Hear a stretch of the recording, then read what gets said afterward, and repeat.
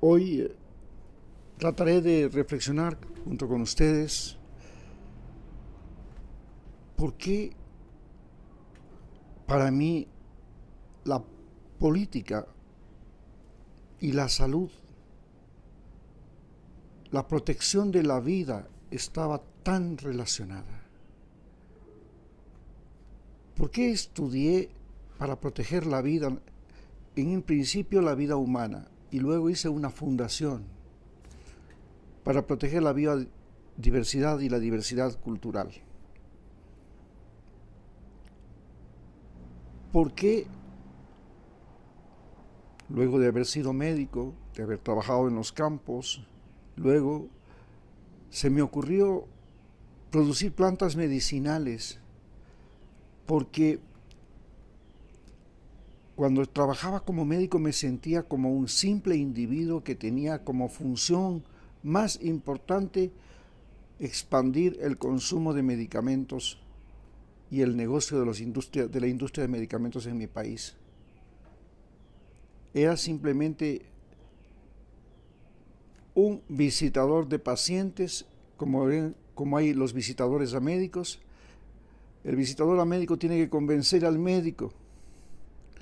El visitador de pacientes tiene que convencer al paciente de consumir una pastilla o un medicamento. Es que era un momento en que la expansión de la industria de fármacos en áreas rurales del Ecuador, donde las campañas de vacunación, de prevención, el uso de antibióticos y desparasitantes se volvía imprescindible para cambiar la realidad, al igual que la potabilización del agua o las campañas para eliminación de mosquitos, en fin. Sin embargo, esta idea de producir medicamentos y plantas medicinales, debido a que mi padre tenía una propiedad aquí en el occidente de la provincia de Pichincha, en la vía de Tandapi, en la vía de Guayaquil, en el bosque nublado, y en ese lugar yo descubrí numerosas plantas medicinales, pero plantas medicinales muy importantes. Estamos hablando de la quinina que había cambiado la medicina, se producía en aquel bosque nublado. ¿Y cómo la cambió? Antes de que existiera la quinina, los médicos tenían lo que se llamaba la receta, y esta receta incluía hojitas de esto, patitas de rana, algún químico, alguna cosa así, curaciones, etc. Se llamaba la receta magistral. Y cuando llega la quinina, se crea por primera vez en el planeta Tierra un solo medicamento para una sola enfermedad. Es decir, ya no había 100 medicamentos para la misma enfermedad, sino que se llega a un consenso de que el medicamento que funciona es la quinina. Y el Ecuador se convierte en el principal exportador de quinina. Estamos hablando de fines del siglo XIX. Luego los ingleses roban la quinina de Ecuador y la siembran en el sudeste asiático, en sus colonias de Asia, y convierten a la quinina en el principal medicamento que ellos tenían y que lo usaban porque era tan importante, debido a que Napoleón, cuando invadió Egipto, perdió miles y miles de soldados por culpa de la malaria. La malaria mató más soldados que las balas. Entonces, la quinina se convirtió en un monopolio de los ingleses. En la Segunda Guerra Mundial, los ingleses, para frenar a los alemanes, le prohibieron a Alemania abastecerse a los países nuestros, abastecer de quinina a Alemania, pero Ecuador seguía abasteciendo de quinina a Alemania, y por esa razón, porque les vendíamos la quinina, pero además el caucho, la tagua y la balsa, perdimos la mitad del territorio, ya que Perú, que era el principal proveedor de caucho, tagua y balsa, además también de quinina, de Estados Unidos, pues utilizó los armamentos, el entrenamiento y todo lo que les dio Estados Unidos para invadir Ecuador en 1941 y quitarnos la mitad del territorio, especialmente en la Amazonía. Bien, ¿por qué en la Amazonía?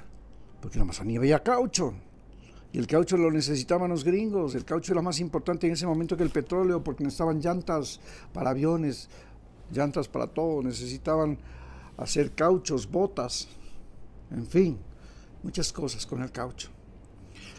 Así fue como finalmente yo pensé que podía ser un gran productor de plantas medicinales y que las plantas medicinales ayudarían a salir adelante. Pero efectivamente yo estudié para ser médico, no para ser empresario.